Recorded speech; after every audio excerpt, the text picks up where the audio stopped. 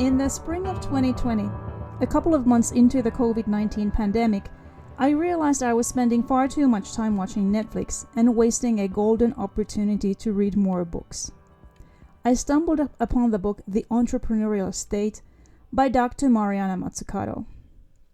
I've worked in technology for over 20 years, first in a large multinational corporation, then as a startup founder in a couple of tech startups, and more recently for a government agency.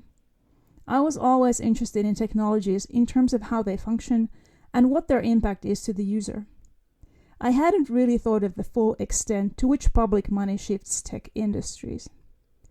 In her book, Dr. Mazzucato outlines 3 ways the US government helps private sector develop tech products and build successful businesses. 1. By funding big tech initiatives that have long-lasting positive economic impact. The Apollo program and other NASA-funded projects, DARPA, and publicly funded university programs resulted in the internet, the GPS, several other groundbreaking discoveries, still generating new commercial products today. 2. By directly funding early-stage startups at a phase when they are considered too immature for private venture capital. Companies like Intel, Compaq, Tesla, and Apple have all received early-stage public financial support in some form. And 3. By protecting US companies with legislation, for example through intellectual property protection, aiding them to succeed in international business by conducting trade negotiations, and retaining government programs to create demand, tax cuts, purchase programs in public schools, military procurement, etc. Much of this is hidden from the public discourse. In business talk, the role of the government is seen as an unnecessary regulator and an inconvenience to the invisible hand of the free market. In this context, when governments are asked not to be part of the tech ecosystems, the assumption is that private sector is better at innovating on its own. However, taking a closer look at the achievements of Apple, Microsoft, Google, and other absolute success stories, it's obvious they would not have become the success they are without the role of the US government. Taxpayers' money is crucial in high-risk areas which private investors deem too risky, too far out there, not even a market yet.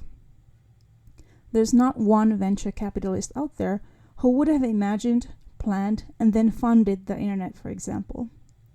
Another example we'll look into later in the podcast series is the small satellite industry.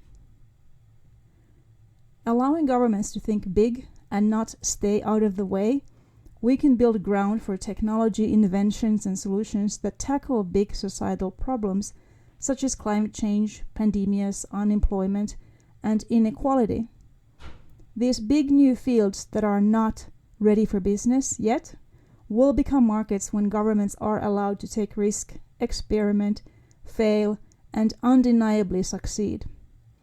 Governments not only have deep enough pockets to take the exploratory risks, they also have the incentive, as they are in any case going to pay for the society's failure if it all goes wrong.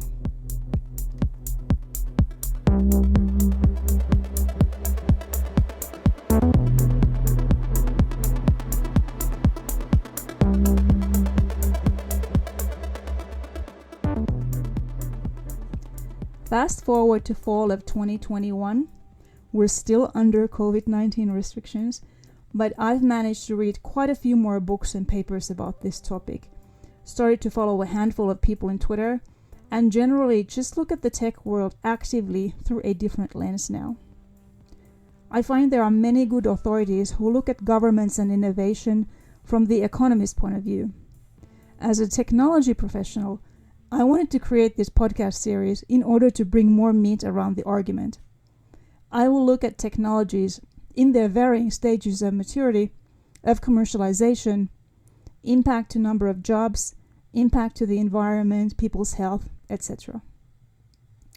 By focusing in technologies rather than the GDP or budget deficit, I hope to bring the point closer to those currently planning, designing, and creating new inventions. Welcome aboard.